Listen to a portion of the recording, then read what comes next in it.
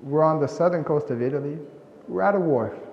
It is the year 1464.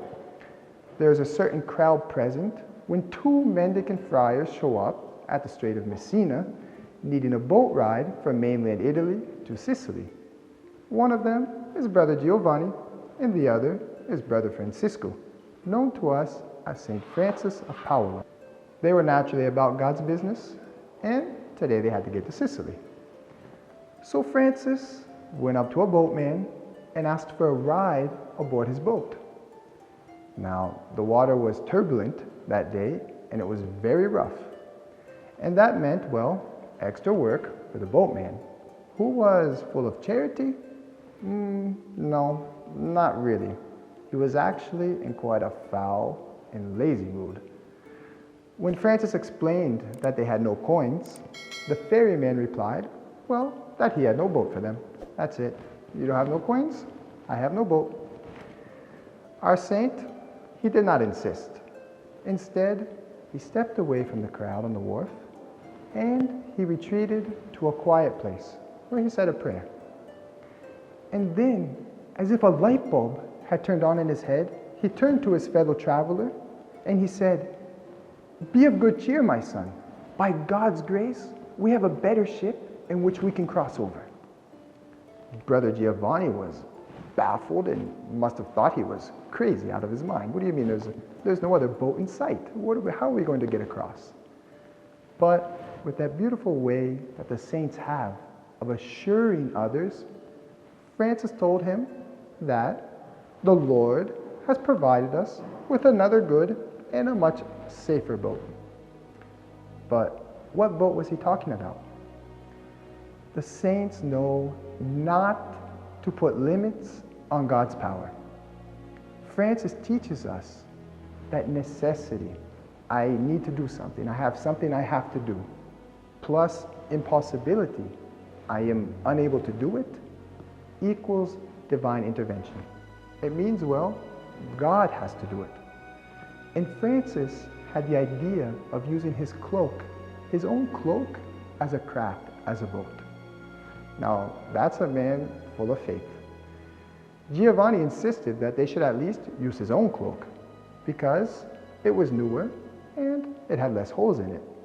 But our saint had already made up his mind, and he spread his cloak on the water, he blessed it in the name of God, and then lifting up a part of it like a sail and using his staff as a mast, they stepped onto the watercraft and away they went across the waves, to the amazement of all of those who were watching from the shore. It's a miracle with a really Italian flair, isn't it? We can almost see the saint's beard blowing in the wind and a gleam in his eye as he sails off. Now wait a minute. Does this mean that we have to start crossing lakes and oceans miraculously? Instead of driving to work, well, now I'm going to ask God for the grace to fly there instead. I won't even have to worry anymore about paying for gas. No, that would be a little too easy, don't you agree?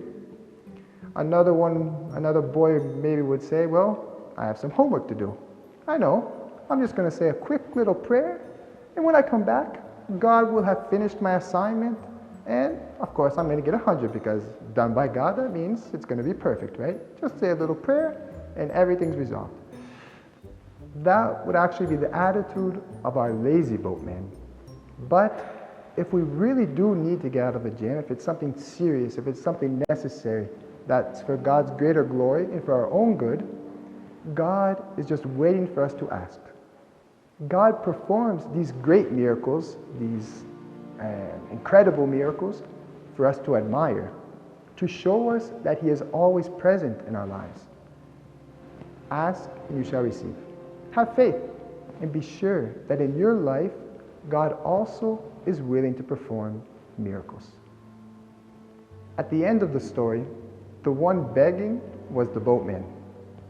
He called after Francis, imploring his pardon, and of course, after seeing the miracle, he was then willing to give him a ride, but it was too late. St. Francis pardoned him, he forgave him, and then he kept on his way. Not only did he have power over water, but our saint also had power over fire. One time, he passed through it unharmed to repair a furnace that was broken. Another time, when some laborers stole a lamb and roasted it, what did he do? He promptly received the animal from the oven and revived it. But what stands out most is his humility. A follower of Franciscan spirituality, all his life he wanted to be, for the glory of God, the least of all of the faithful. And this prompted him to found a new order of friars, the order of Minims.